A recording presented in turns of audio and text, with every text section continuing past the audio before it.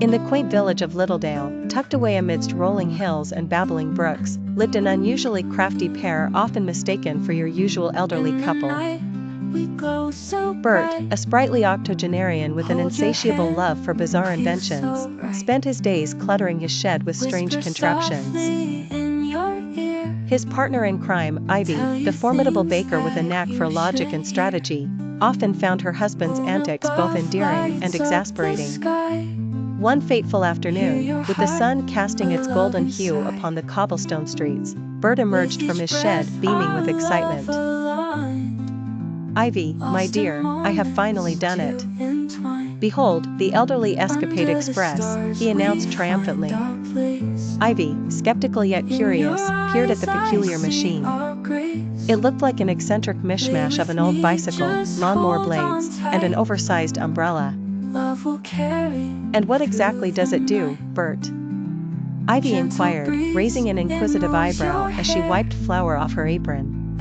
"Why, it propels you over any garden in the village. No gate or fence too high," Bert declared. "Think of it, cabbages without the caboodle of strolling. Carrots with no clambering." Sensing her husband's enthusiasm, Ivy couldn't resist the prospect of witnessing yet another one of Bert's spectacular debacles firsthand.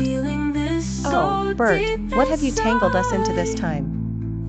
Ivy chuckled, agreeing to test his invention.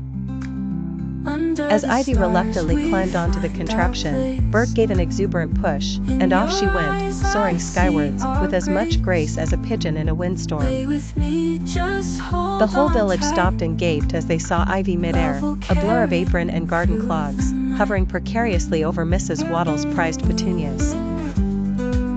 Witnessing the spectacle, one of the villagers cried, "Bert's at it again," while Mrs. Waddle shrieked, "My petunias!" Miraculously, Ivy landed safely, albeit in Mrs. Waddle's rosebushes, emerging mostly unscathed except for a crown of thorns that could make any saint envious.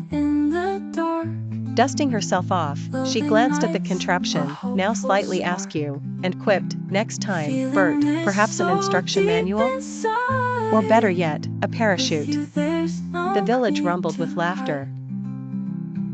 And as the spectacle dispersed, Bert and Ivy made their way home, arm in arm, amid giggles and ribbing.